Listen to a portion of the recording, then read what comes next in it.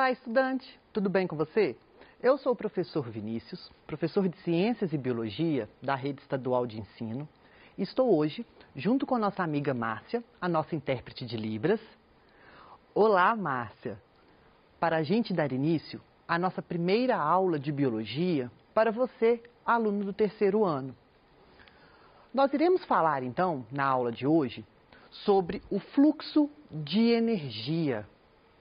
Então, nós começamos a ver, então, nesse PET, a respeito sobre as cadeias alimentares, teias alimentares. Na última aula, nós vimos, então, a respeito sobre as pirâmides ecológicas, onde eu mostrei para vocês a questão da pirâmide de massa, de biomassa, de número, de energia. E hoje, então, nós iremos falar sobre o fluxo de energia no ecossistema, onde nós iremos, então, compreender a dinâmica do fluxo energético em um ecossistema. Isso é importantíssimo para a gente saber como que ocorre, o porquê, então, que a gente costuma falar que a matéria ela é cíclica e a energia ela é acíclica. E isso tudo está relacionado com as relações tróficas, ou mais precisamente, com outra linguagem, com as cadeias alimentares, com as relações alimentares em um ecossistema. Então, vamos lá. Antes, então, quero te fazer uma pergunta. Como ocorre o fluxo de energia em um ecossistema? Como que vai ocorrer? Nós sabemos, eu venho falando isso com vocês, que o fluxo de energia, ele é unidirecional. Significa, então, que ele segue uma única direção. E ele é acíclico, ou seja, a energia não é ciclada. Mas aí eu pergunto a vocês, qual que é o sentido? Como que é essa direção? Como se dá, esse fluxo energético? Bom, tudo vai começar, então, com o Sol. Então, nós sabemos que a energia, ela vai ser unidirecional, esse fluxo energético. Ela vai ser acíclica, ou seja, não vai retornar, não vai ocorrer um ciclo, igual a gente tem nos ciclos da matéria. E nós sabemos que o Sol, ele é a nossa fonte primária de energia. Mas, Vinícius, como assim que o Sol é a fonte primária de energia? Através, então, da energia luminosa. Porque essa energia luminosa que chega até a Terra, ela vai ser convertida em energia química, através de um processo denominado fotossíntese. Isso mesmo, aquele processo que a gente tão conhece, a fotossíntese. E é a partir, então, dessa energia luminosa, principalmente, pela fotossíntese, é que vai ser, então, se dar essa direção, o início das relações tróficas. Na última aula, eu comentei com vocês que toda a cadeia alimentar, toda a relação trófica, ela vai começar nos produtores. Porque os produtores são seres autótrofos, Eles vão, então, conseguir converter um carbono inorgânico em carbono orgânico. E essa energia necessária para que isso aconteça vai ser proveniente, no caso dos seres fotossintetizantes, da energia luminosa do Sol. Por isso, então, eles são considerados a base da cadeia alimentar, onde o Sol nós temos a nossa fonte primária e graças, então, aos seres fotossintetizantes, vai, então, estabelecer esse fluxo, vai continuar esse fluxo, tá? Depois, então, que essa energia luminosa, ela vai ser convertida em energia química através da fotossíntese, nós vamos, então, que essa energia química, ela vai ser consumida nos próprios seres autótrofos, na respiração, na liberação de calor, tá? Na realização, então, do seu metabolismo. E, com isso, a energia assimilada, ela vai ficar disponível, então, nessa energia armazenada, ela vai ficar disponível para o próximo nível trófico, onde nós, no caso que somos consumidores, seres heterótrofos, quando nós vamos nos alimentar de outro ser vivo, seja ele um produtor ou um consumidor, nós vamos então estar assimilando uma parte dessa energia que foi produzida, tá? Então nós sabemos aqui que o Sol é a nossa fonte primária, tá? Essa energia, então, os produtores irá converter essa energia luminosa em energia química através da fotossíntese. Parte dessa energia vai ser armazenada e parte vai ser consumida. Essa parte, então, que vai ser consumida e vai ser o quê? Liberada, vai ser dissipada, então, na natureza, na forma de calor, né? Através, então, da respiração. Então, parte dessa energia que ficou armazenada vai ser transferida para o consumidor primário. A mesma coisa, parte da energia consumida, parte é liberada, a energia disponível, então, vai ser transferida para o próximo ser vivo, que vai ser o consumidor secundário, e assim até chegar nos decompositores, onde os decompositores, eles irão simplesmente fazer o quê? A ciclagem da matéria. Irá devolver para os produtores, tá, o carbono inorgânico, onde esses nutrientes, então, vão o quê? Voltar para os produtores, que vai servir como base para eles, então, realizarem a fotossíntese. Por isso que nós falamos que a energia, ela é acíclica, porque ela não vai circular. O que simplesmente irá retornar vai ser a matéria. Tranquilo? Então, nós sabemos que o fluxo energético na natureza, ele vai ser unidirecional, ou seja, ele vai ter um único sentido, que vai ser dos produtores para os consumidores. Tranquilo? Então, feito isso, então, a gente tem que saber que essa energia disponível, essa energia armazenada, nós estamos, então, relacionados a um conceito, o que nós chamamos de produtividade. Quando nós estamos falando em produtividade em um ecossistema, nós estamos falando, então, dessa energia, seja ela armazenada ou seja essa energia assimilada, tá? E esse é um conceito muito importante para a gente poder compreender como que se dá essa dinâmica desse fluxo energético. E aí, se você for fazer um Enem, isso vai te auxiliar muito na hora de resolver as outras questões de ecologia, por exemplo. Que esse conceito é um conceito que geralmente, em 80% mais ou menos das provas do Enem, cai esse conceito. Não esse conceito bruto que é produtividade, mas aplicado, como que se dá então essa dinâmica energética em um ecossistema, tá? Quando nós estamos falando então em produtividade, nós estamos falando ou de produtividade primária ou de produtividade secundária. E aí eu te falo, existe uma diferença.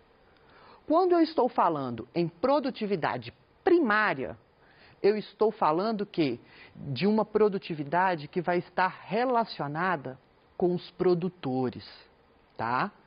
E vai ser o quê? O total da biomassa ou energia produzida por aqueles produtores, tá? Então, produtividade primária vai estar relacionada, então, com a energia ou a biomassa, tá? Produzida, então, por esses seres, que no caso são os produtores. Lembram-se que biomassa vai ser o quê? A massa seca, massa orgânica. Aquilo até que eu comentei na última aula. Eu pego lá, se eu subir na balança agora, por exemplo, está lá pesando lá em torno de uns 2 dígitos, não chega a 3 não. Só que aí a gente tem muita retenção de líquido, né? Então aí a gente fica gordinho, fica cheinho. Se eu subir na balança, vou estar pesando X. Se eu tirar toda água, sais minerais, tudo que é inorgânico do meu corpo, eu vou ter só o quê? A massa orgânica. E isso eu chamo de biomassa, tá? Então, quando eu estiver falando em biomassa, eu estou falando, então, de toda a massa orgânica de um organismo. Eu tiro água, sais minerais e tudo aquilo que foi inorgânico. Tranquilo? E aí nós temos alguns conceitos. Quando eu falo em produtividade primária bruta, ou PPB, produtividade primária bruta, eu estou falando então da quantidade de energia produzida. Então vamos supor que na hora que a gente vai, exemplo, vamos colocar isso como se fosse o nosso salário. Você ganha uma quantia lá, é o seu salário bruto. Quando você vai receber, você vê que não é aquele valor redondinho, certinho, igual a gente vê lá nos salários.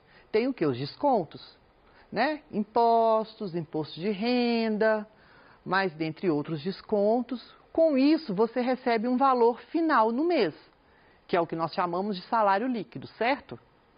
Esse valor final do mês não é aquilo que sobe para você? Aí você vai pagar suas contas, vai gastar.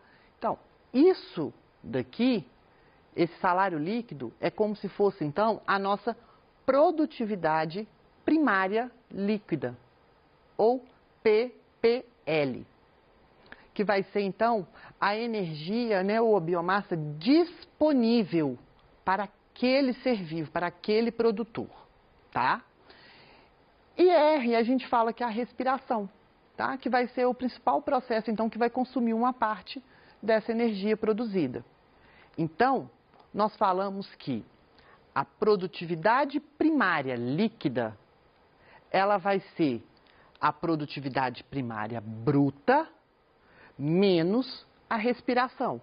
Ou seja, tudo aquilo que a planta ou o ser autótrofo produz, menos o que ele gasta. Eu pego então o que produz e o que ele gasta, o que sobra vai ser o quê? O que vai ficar disponível então para ser transferido para o próximo meio, que vai ser a minha produtividade primária líquida. Vamos ver um exemplo aqui para a gente compreender melhor. Então eu tenho aqui duas comunidades. Tem aqui algumas comunidades, no caso aqui como se fosse uma sucessão ecológica, né? Então eu tenho aqui uma comunidade pioneira, o início então, né, da sucessão, de uma colonização de um ecossistema, de um determinado terreno. Até chegar então, e aqui eu tenho tempo, até chegar ao que nós chamamos de comunidade clímax, por exemplo, que vai ser o quê? Quando essa comunidade ela já vai estar autossuficiente, né? Já vai estar, digamos que povoada, né? Ela já vai estar estabilizada. Nós passamos então por esses estágios. Mas vamos comparar essa comunidade pioneira aqui, tá? Onde a gente tem alguns arbustos e gramíneas, e com essa daqui como se fosse uma floresta, tá? O que é que vai acontecer? Vamos pegar aqui, vamos fazer umas continhas aqui para a gente compreender. Olha que interessante, tá? Vamos lá, só para a gente ver aqui, sempre confundo. Então vamos lá. Vamos supor que a produtividade primária, bruta, dessa comunidade pioneira aqui, seja em torno de 100. Tem só gramíneas. Então, elas vão estar o quê? Com uma maior área fotossintética. Elas vão estar com menos outros indivíduos. Elas vão ter uma maior taxa de luminosidade. Então, com isso, a taxa de fotossíntese vai ser maior. A respiração, por serem seres que vão, digamos que, produzir mais do que consome, vai que elas vão gastar, por exemplo, ali somente 10 para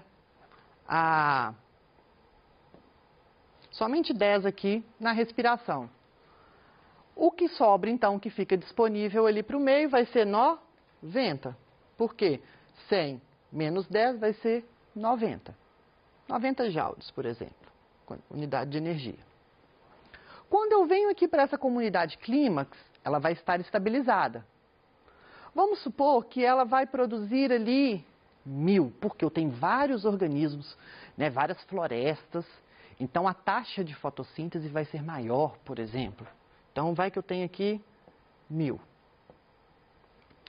Só que, à medida que eu tenho uma comunidade estabilizada, eu também vou ter o que? Muitos gastos. Por quê?